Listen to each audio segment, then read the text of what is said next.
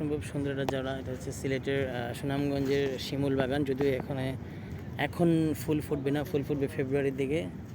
আর এটা হচ্ছে জাদুকাটা নদী, এটা একটা ছড়া বলে, এটা কি খালের মতো। ওই যে জাদুকাটা নদী, ওপারে ভারতের মেঘালয় রাজ্যে যে বড় বড় পাহাড়গুলো দেখা যাচ্ছে, এগুলো সব ভারতের। আমাদের আসলে এই সাইডে কপাল খারাপ, যদিও সাজেক এবং বান্দরবনে খাগড়াছড়িতে ওই পাহাড়গুলো আমাদের, বাট সিলেট থেকে শুরু করে এই পাহাড়গুলো সব ভারতের।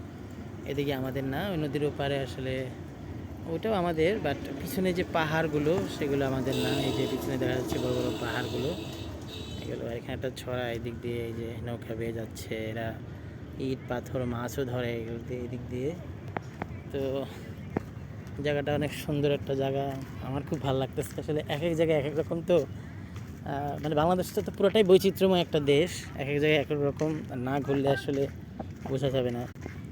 এরকম কোথাও আমি বলতেছি পাহাড়, সাজেক, বান্দরবন, আবার সিলেটে হাওর, কক্সবাজারের সমুদ্র সৈকত, মানে এক একটা এক এক রকম, কোনোটা দিয়ে আসলে কোনোটাকে তুলনা করা যায় না। এখানে অনেক লোকজন আছে। আমার কাছে খুব ভালো লাগতেছে আর কি, যে আমি এই মানে এই বাংলাদেশে জন্মগ্রহণ করেছি।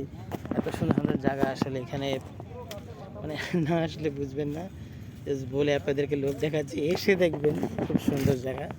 শিমুল বাগানটাতে আসলে ফেব্রুয়ারি মাসে ফুল ফুটে যায়, এখানে ফুল নাই, বাট সুন্দর একটা সুন্দর।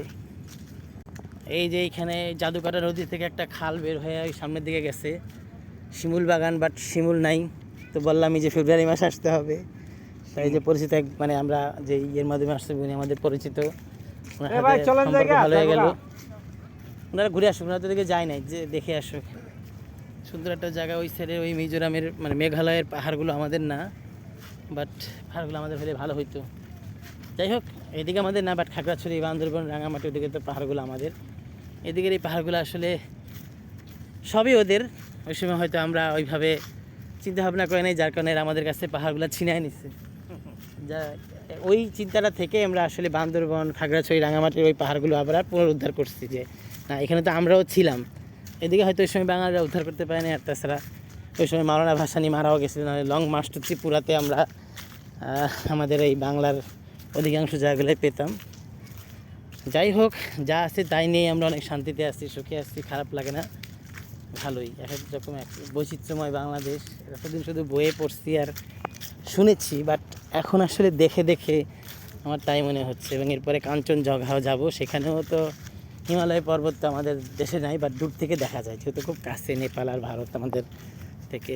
অবস্থা, ঘুরতে আসবেন, অনেক দেখবেন, বাংলাদেশকে জানবেন। শুধু ঢাকায় পড়ে থাকলে বা নিজ জেলায়